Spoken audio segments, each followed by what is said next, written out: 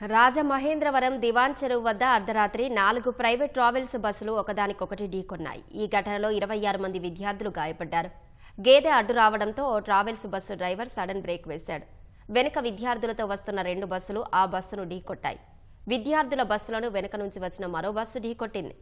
తెలంగాణలోని నల్గొండ జిల్లా గుండ్లపల్లిలోని మోడల్ ప్రభుత్వ పాఠశాల కళాశాలకు చెందిన 9, 10వ తరగతి ఇంటర్ విద్యార్థులు 3 రోజుల క్రితం విహారయాత్రకు వెళ్లారు. 40 మంది బాలికలు, 40 మంది బాలురు, 10 మంది ఉపాధ్యాయులు, సిబ్బంది 2 బస్సుల్లో అరకు, పాడేరు తదితర ప్రాంతాల్లో పర్యటించారు. అన్నవరం సత్యనారాయణ స్వామిని దర్శించుకుని వస్తుండగా ప్రమాదం జరిగింది. క్షతగాత్రులను రాజమహేంద్రవరం ప్రభుత్వ ఆసుపత్రికి తరలించి చికిత్స అందిస్తున్నారు. మిగిలిన విద్యార్థులను దివాన్ చెరువులోని బాల వికాస్ మందిరానికి తరలించారు. నా పేరు శ్యామ్ సుందర్ అండి. నేను నల్గొండ డిండి మోడల్ స్కూల్లో జువాలజీ లెక్చరర్గా చేస్తున్నాను. ఎక్స్పోజర్ విజిట్కు మేము 17th రోజు నుంచి ఈ రోజు వరకు ఎక్స్పోజర్ విజిట్ వెళ్ళామండి.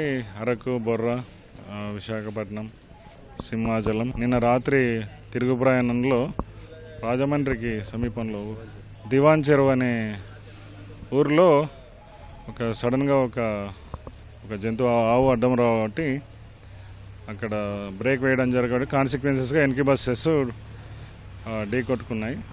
అందులో మా స్కూల్ పిల్లలు చిన్న మైనర్ ఇంజురీస్తో బయటపడ్డారు. అట్లాగే వాళ్ళను సత్వరంగా ఇక్కడ ఉన్న గవర్నమెంట్ మెడికల్ కాలేజీకి తీసుకురావడం జరిగింది. అందరూ సేఫ్గా ఉన్నారు, ఎవరికి ఇబ్బంది కలగదు. ఒక 32 మందికి చిన్న చిన్న ఇంజురీస్ అయ్యాయి. సో వాళ్ళందరూ సేఫ్గా ఉన్నారు.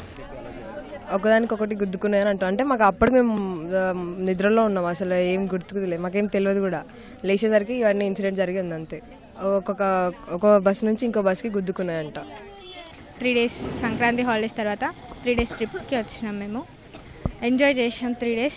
లాస్ట్ డే వైజాగ్ నుంచి నైట్ తెలంగాణకి రిటర్న్ అవుతుంటే మా బస్కి యాక్సిడెంట్ అయ్యింది. మా బస్లో మొత్తం టోటల్ 55 మెంబర్స్ ఉన్నారు.